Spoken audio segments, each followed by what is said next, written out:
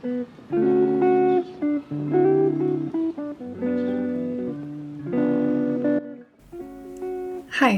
welcome back to my channel for my August wrap-up and reading journal update.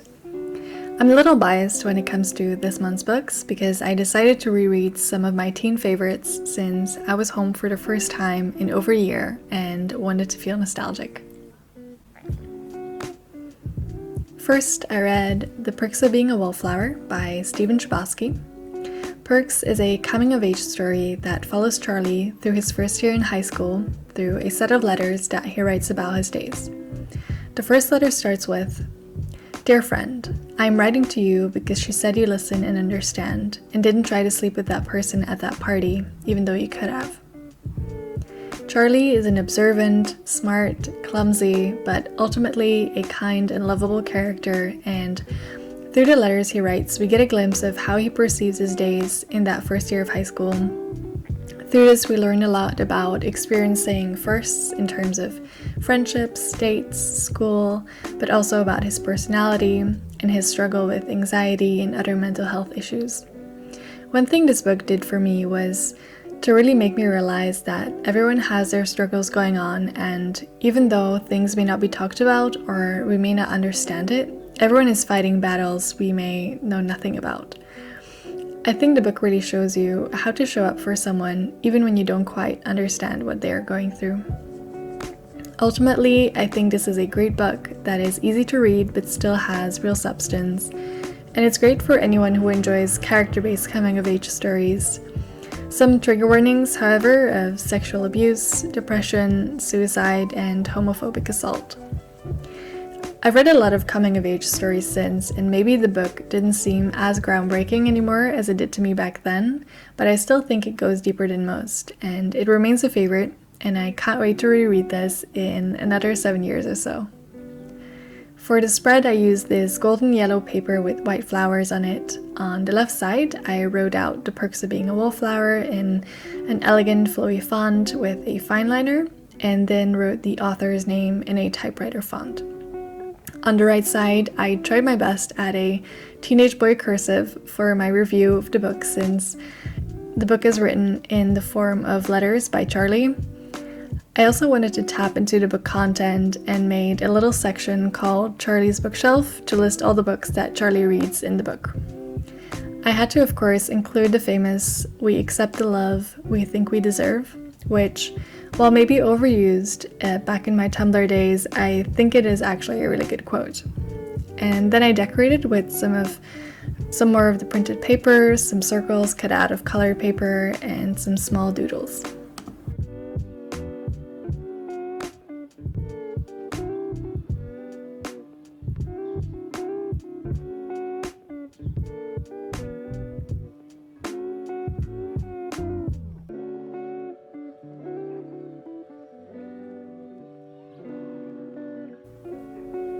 Next, I read Looking for Alaska by John Green.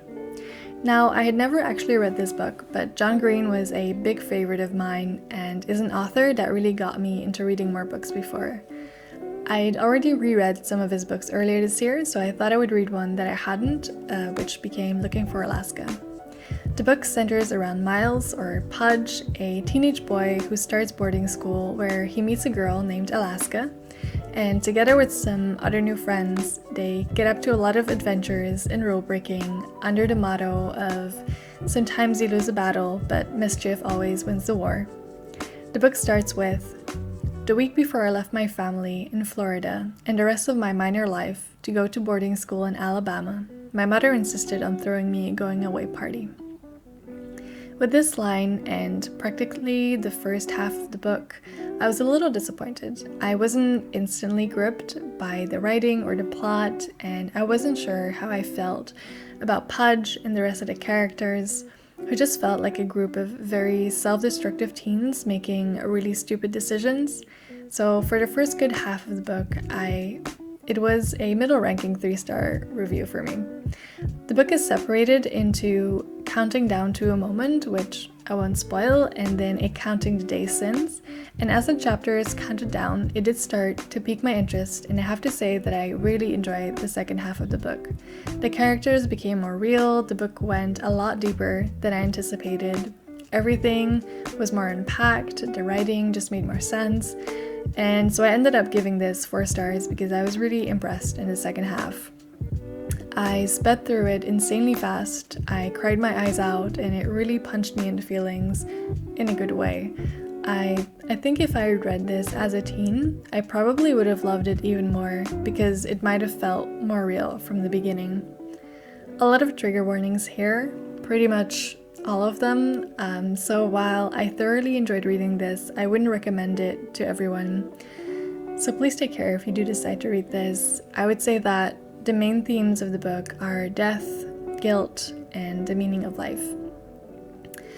For the spread, I wanted to use my latest stationery edition, which were these stamps in a typewriter font. I realized that I did not buy an ink pad, but I vaguely remembered someone using markers instead, so I gave it a try, and it worked. I used the stamps to spell out the key question of how will I ever get out of this labyrinth? I won't go into details about the relevance of this question because I think it would give away too much. But it was an ongoing question that really stuck with me. I put down a part of a map across the pages and then put the letters on top of it. On the right side, I used 3 different squares for the title and author of the book, one for my review, and then one with what is probably looking for Alaska's most famous quote. So I walked back to my room and collapsed on the bottom bunk, thinking that if people were rain, I was drizzle and she was a hurricane. I finished off with a small doodle of a daisy.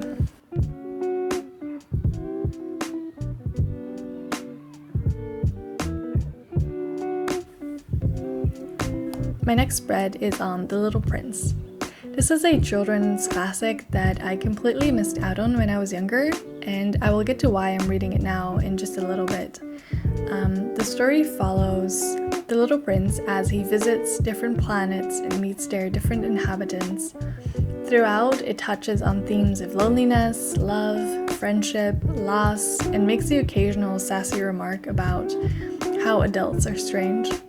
I didn't expect this children's story to be this touching and inspiring, but it really was, so if like me, you never get a chance to read The Little Prince, I really suggest you do. So the reason I picked it up this month was because a game I play called Sky Children of the Light just had a season that was a collaboration with The Little Prince, and so I got curious. The game's seasonal quests gave away a little bit of the story, but I wanted to hear a little more. For this spread, I based it mainly on the many quotes on sunsets, and then also in line with the collaboration with Sky. I used watercolor to paint a sunset, and then drew the little prince in my character in the game, sitting watching the sunset. I included a quote, "You know, one loves the sunset when one is so sad," and then wrote the title and author in little clouds and made some star doodles.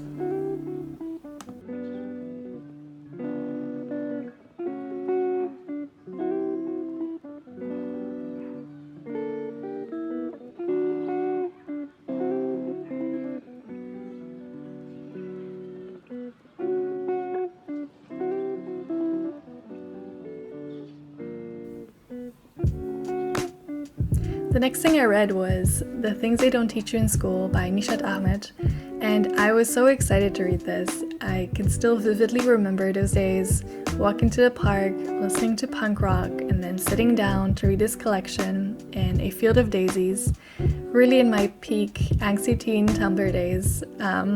It's a beautiful collection of poems. I was introduced to this at the age of 18, and it had quite an impact on me. These poems have so much to offer. They taught me about consent, friendship, love, loss, mental health, and rereading this now, many years later, I still really enjoyed this. I think the messages are really strong, and I would really recommend this to anyone. Especially if you're new to poetry, I would say that this is very accessible. I know that the author has written a few more collections since, and so I can't wait to get my hands on those. I look forward to also seeing how his writing has evolved, and also because while I love the way this collection takes me right back to how I felt at 18 and makes me nostalgic about first love in high school, I'm really curious to see the themes and settings of his current work. I don't think his latest is available in Europe, but if you're in the States, make sure to get a copy and let me know how it is. But for this collection, some of my favorite poems included I See You, Back in the Day, This Didn't Start Out as a Love Poem, and Things You Should Know Before You Kiss Me. For the spread, I included my favorite short quote on the right, which says, "These are my demons. I want to know if yours would be friends with mine." I cut out the words and put them against a black paper background. On the bottom, I ripped up some purple paper and craft paper and then wrote the title and author. On the left side, I really wanted to go with the school theme, so I put the first sentence of the collection, which is, "They asked me what I've learned in school so far," and then made tiny envelopes with English, history, science, and math on them, which actually are the chapters in which the collection is divided. And then in the envelopes, I put some of my favorite quotes and my little summary or review. And then I made a little paper plane doodle to finish it up.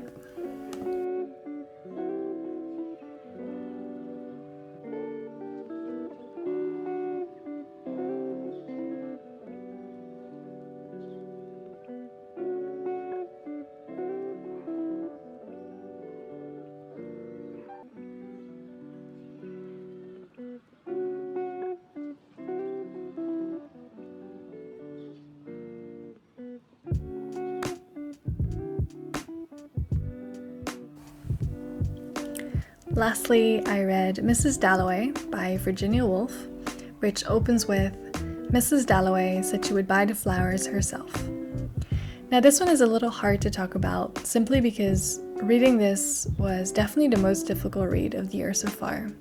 It was very challenging to read, not because I didn't like it, but more because the book has a lot of layers of meaning and it's kind of strange, both in terms of content and in terms of writing. So we follow Clarissa Dalloway during one day in June 1923 in London, and the book tells us her activities, thoughts, observations, and emotions during that day. Now this ranges from her buying flowers at a shop to contemplating the meaning and implications of death, back to wandering around London, back to thoughts on how she could have lived her life differently. The sentences are beautifully crafted, and there are so many things that this book can tell, and I had to reread parts of it over and over, and I would find something new each time. So definitely not a casual read, but definitely worth taking time if you do feel like it, but I don't think it's for everyone. I definitely will give this a reread when I feel ready to do so, and I really have time to dedicate to really take my time with this. For the spread, I went for a very simple pastel scrapbook design. On the left, I drew a stamp with Big Ben in it, under it writing London 1923.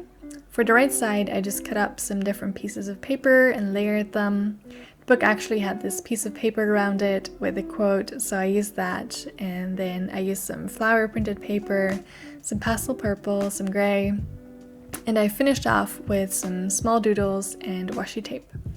I also colored in the background of the stamp in pastel purple.